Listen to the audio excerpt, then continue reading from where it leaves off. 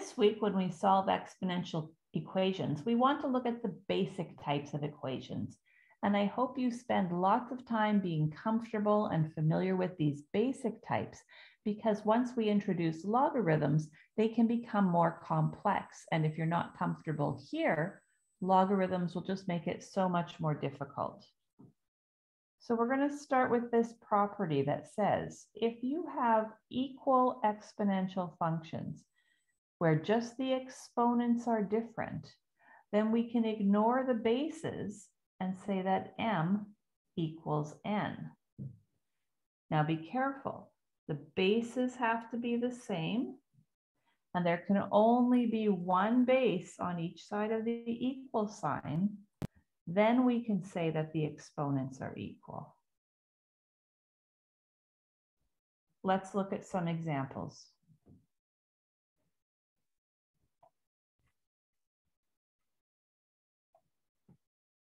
Question 1's pretty straightforward. The bases are the same, so we can ignore the bases. X equals 3. But in question 2, the bases aren't the same.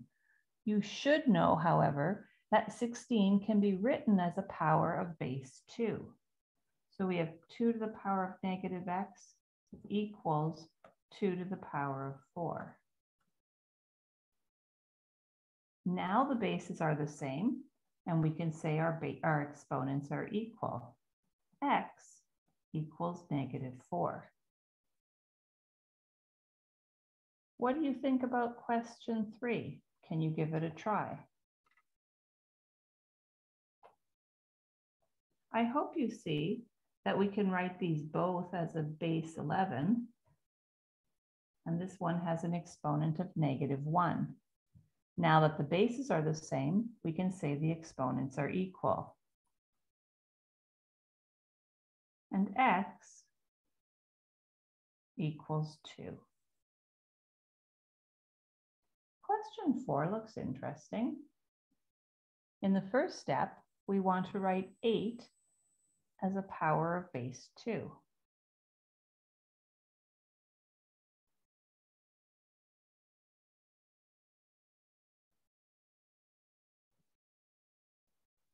Remember our property. When we're raising a power to a power, we can multiply the exponents.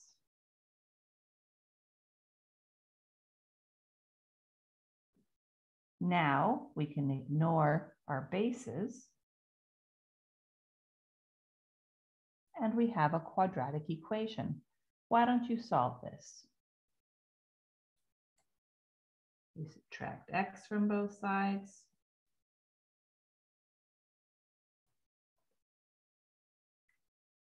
Factor.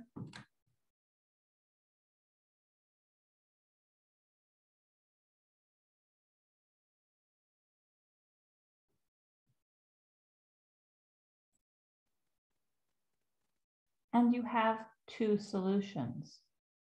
Those of you who divided by x at the beginning, you can't do that. Remember, you might end up dividing by 0, and in this case, you would have. So be careful with those quadratic equations. You know how to solve these. Don't let yourself forget just because we've added another step, the exponential function. Let's look at 2 more questions in this lecture.